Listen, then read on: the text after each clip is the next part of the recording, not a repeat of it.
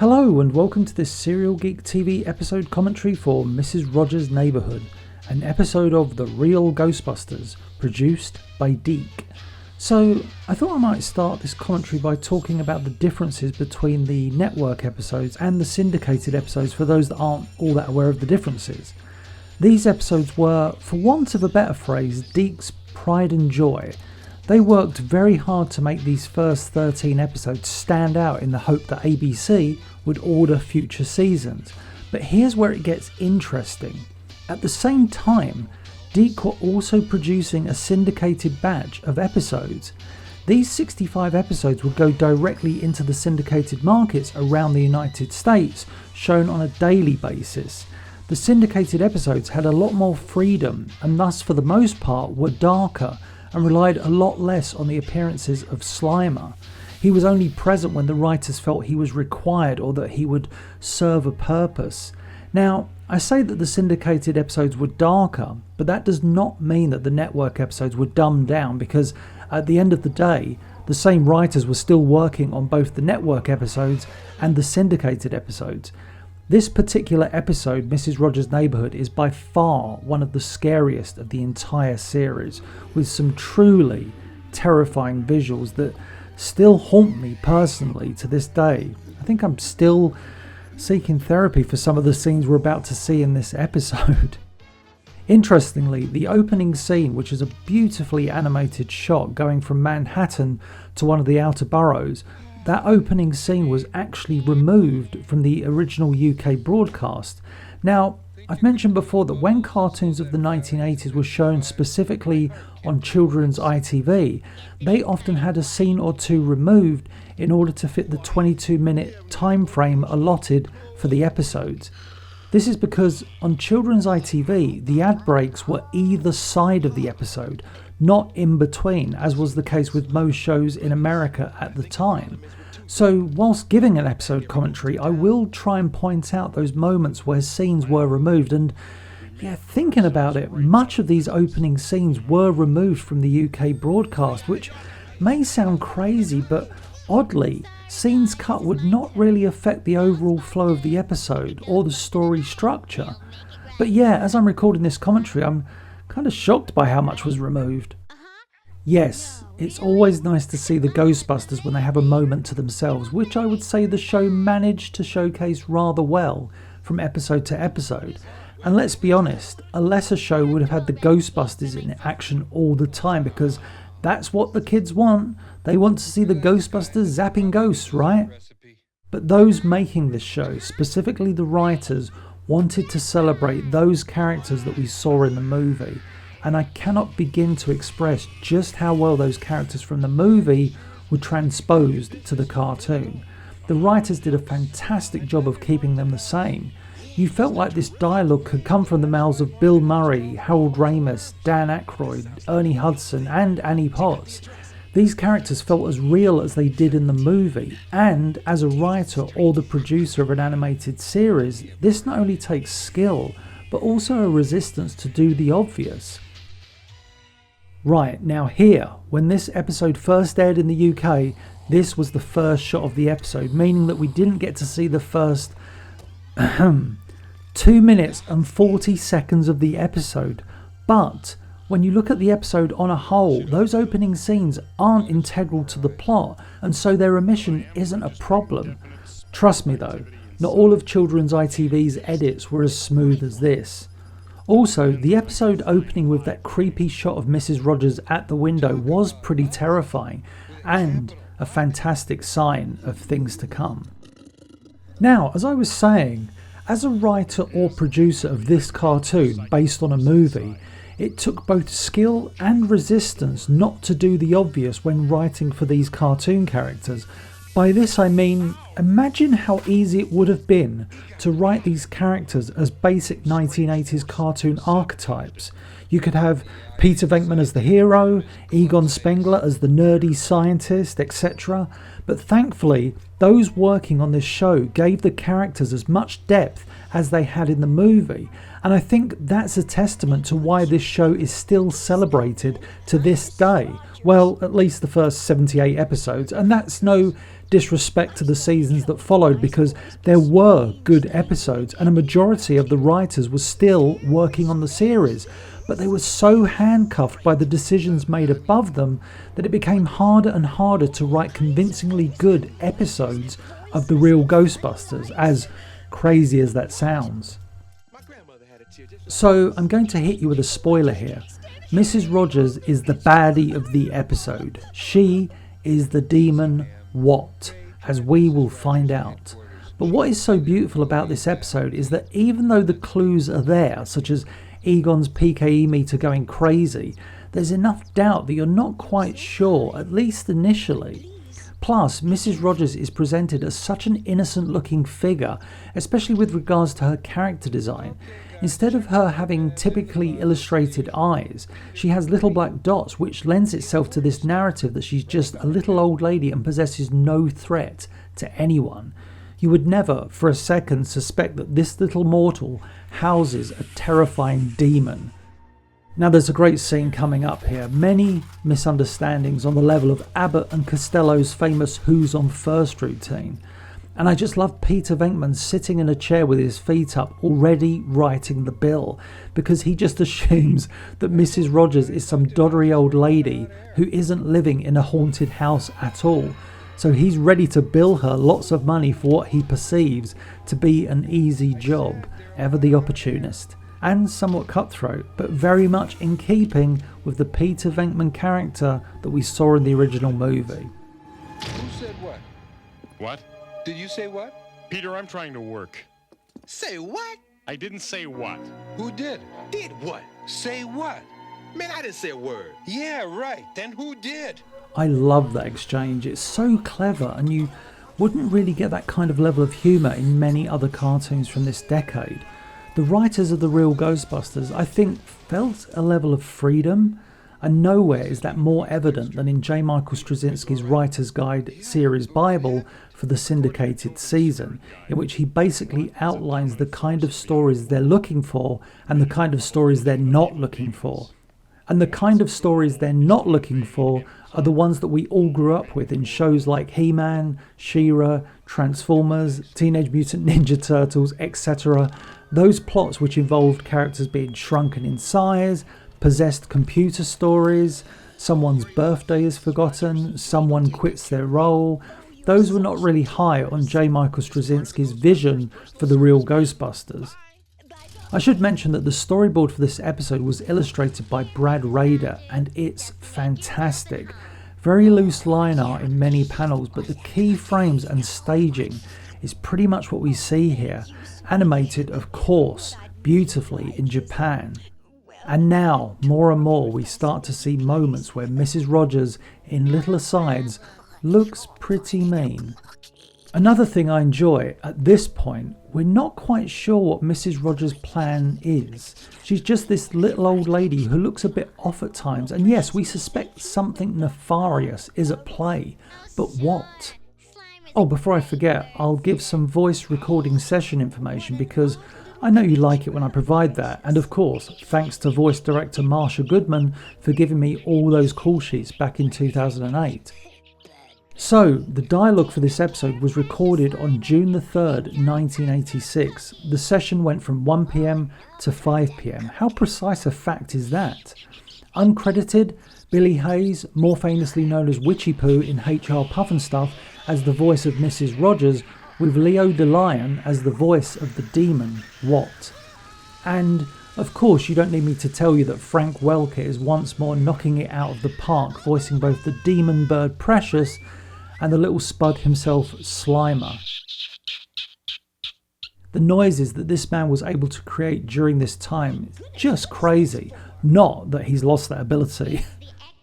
So this scene, the atmosphere is just wonderful. No music, just the hum of the containment unit, and we see no visible threat.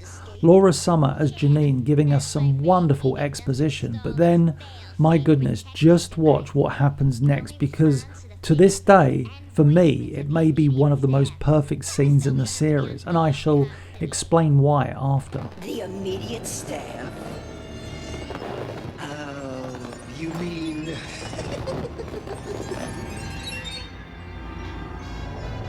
Like you? Oh no, just the 4 Ghostbusters. Oh, Shall we go? I'm right behind you, dear. Where to begin with that scene? Well, this is where I ask a question of you, dear viewer. What made Ghostbusters a success? Because the answer is in that very scene. Ghostbusters worked so perfectly because you had moments of sheer horror followed by comedy. Think about it. In the movie, it was the horror of the library ghost revealing her true horrific form, followed by the comedic release of Peter, Ray and Egon hilariously fleeing the New York Public Library. And here we have the horror of a giant demon, What, a threat that cannot be emphasized enough, followed by the comedic release of Janine Melnitz turning around and seeing a diminutive old lady. That is the true winning formula for Ghostbusters. I've always described Ghostbusters as a horror comedy, not a comedy horror. As for the visuals for that scene, go back and just look at how beautifully animated they are. The shadows in that scene are truly horrifying, and the music creates an even greater threat. What, utterly towering over the diminutive Janine Melnitz. Brad Rader's storyboards are fantastic, and what you see in the episode is pretty much what he storyboarded. The Japanese animators also do a fantastic job animating those shadows to perfection, with the mandibles pushing forth from Mrs. Rogers' mouth, which, when you think about it, could only be animated in shadows because that visual would not be allowed on screen. And I'd argue that the shadows are far more scary than actually seeing the transformation take place. Interestingly, in the storyboard and the script, the scene was a little longer and it kind of loses its impact. So let me explain. The original storyboard had Mrs. Rogers start to turn into a demon, with Janine turning round and Watt immediately returning to the form of the little old lady. Then Janine would turn back, and that is when Mrs. Rogers transforms into Watt, as we see in the episode. But that additional pre-reveal that I mentioned kind of lessens the impact of the eventual reveal which we get in the episode. So I think because the scene is shorter and tighter, it works so much better than what was envisioned by the original script and storyboards. That scene is just one of my favourites of the series. It terrified me as a kid. Can you imagine me watching that as a child, seeing this little old lady transform into this giant monster towering over Janine Melnitz, whom we all cared for deeply in the series? These days I could watch it over and over again. I hope you can appreciate why I love it so much. And the Ghostbusters, yes, successfully locate what they believe to be the source of this particular disturbance, or so they think, which leads to some very trigger-happy paranormal eliminators. Now, coming up is a truly wonderful exchange between Egon and Ray. It never fails to make me laugh. I love Frank Welker's delivery of the line here. Mrs. Rogers' dress is what? No, Ray. Mrs. Rogers is what? Oh! Oh! Oh! Oh! So yeah, the storyboards here have a much longer scene of our heroes attempting to escape this house. In the episode, the Ghostbusters encounter a few crazy obstacles in front of them, as you will see. But in the storyboards, it starts off with the dress attacking Peter, strangling him as the others attempt to free him. Ray eventually begrudgingly blasts the dress, leading to Peter then using the walkie-talkie to communicate with Janine, or at least attempt to communicate with Janine. After this, the Ghostbusters very dramatically make their way back through the house, starting off by counting down and emerging from the bedroom with their proton guns blasting, knowing that they're about to have quite a battle on their hands. They fight the books from the bookcase, a telephone trips up Ray using the cord. Whilst he's on the floor, a bear rug menacingly makes its way towards him, with Egon saving him via a proton beam blast or two. This is followed by the cushion attack that we see in the episode. Then the curtains attack the Ghostbusters. The painting that earlier stuck its tongue out at Winston then attacks him, grabbing him, leading to the other Ghostbusters saving him. And just when they think they're nearly done, the carpet from the floor rises and wraps itself around them, and they all have to fire their proton beams to free themselves. And even then, the floorboards attack the Ghostbusters. Once they defeat the floorboards, the house then tilts, leading to the scene that we see in the episode of the Ghostbusters desperately reaching for the front door. So yeah, you can appreciate why they edited down that exit from the house. The visuals of this scene are great. You get a real sense of danger and urgency, and the very premise of the scene is fantastic. That Watt created this house to trap the Ghostbusters forever. It's rare that the Ghostbusters are caught in such a predicament. Usually they're trapping the ghosts. The idea of the ghosts trying to trap them is a wonderful idea, and yeah, thankfully they escape with a great deal of explosive fare, only to, as we see, do battle with the two evil lions. I mean, this episode itself is hectic enough. Can you imagine if they had also featured the additional craziness of the storyboards? Oh, I should mention, as these wraiths are captured by the Ghostbusters, that in the original storyboard and the script, rather than Ray throwing a trap towards the giant furnace monster, Ray drops what is described as an ecto-grenade, and so the ecto-grenade is swallowed by the furnace monster, and that is what leads to the giant explosion. Stop it, Slimer! We have to find Janine! I think this is a great reveal when we see that Janine is just sat at her desk typing as if everything is okay, much to the surprise of the Ghostbusters and we, the audience. We would expect the firehouse to already have been overthrown by Watt. I love Slimer as well, almost saying "I told you so" to Janine. Finally, he's been proven right. And now the Ghostbusters need to track down Mrs. Rogers.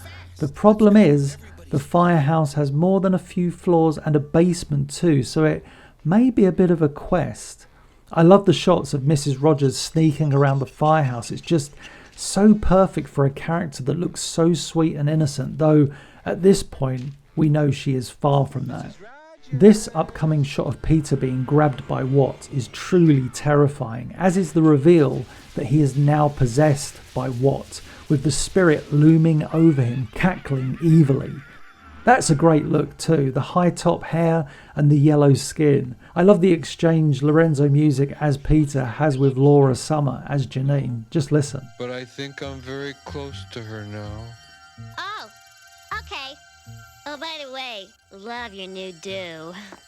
So I should point out that Watt was designed by the late great Everett Peck, whom I was fortunate enough to meet when I worked on the Real Ghostbusters material for the Time Life DVD box set. He was primarily the monster designer for the show, especially for this season, and so I saw firsthand his illustration design for Watt. It was phenomenal, and if at some point you want me to show it on the channel, please let me know in the comments, as I'm thinking whilst recording this commentary that showcasing scenes from this particular episode would actually make for a great video in itself. Again, we get another wonderfully atmospheric scene involving Watt in the basement. Just watch how this scene is directed. Again, shadows coming into play so beautifully. How amazing is that? The shadow of Watt, almost alive, creepy. And again, I have to shout out storyboard artist Brad Rader, who does a terrific job staging these dramatic scenes. Yes, the Japanese animation is great, but without his boards to pull from, I can't imagine these scenes being nearly as fantastical as what he envisioned.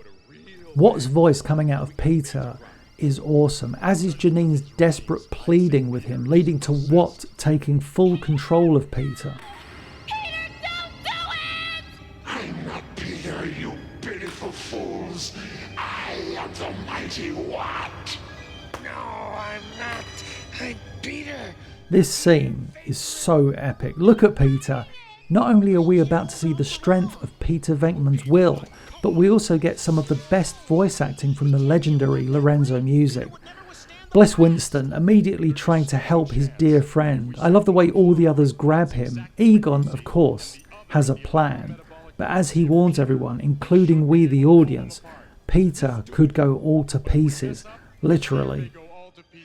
This scene always gives me chills, especially when Peter lets out an absolutely tortured scream as he finally succumbs to the power of Watt.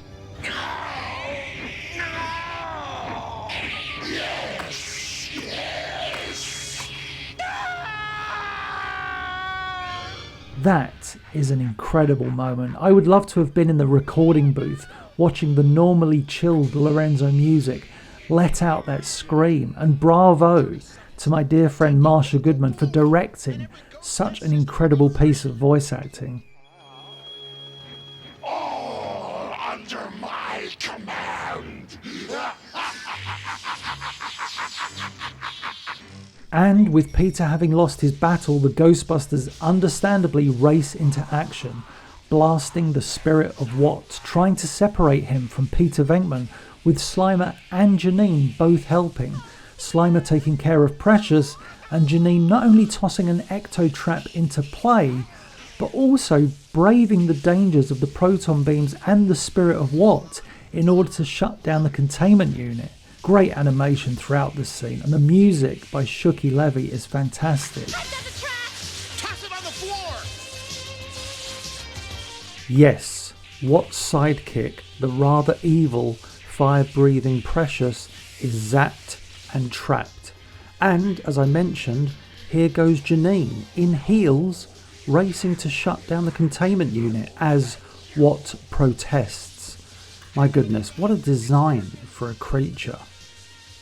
I love how Watt is desperately trying to cling to existence, clinging to Peter's soul, as we see Peter writhing in agony. Also watch when Watt is finally trapped. The animation is wonderful. It's so fluid and smooth and contains such detail, with even the trap animated so perfectly as it closes.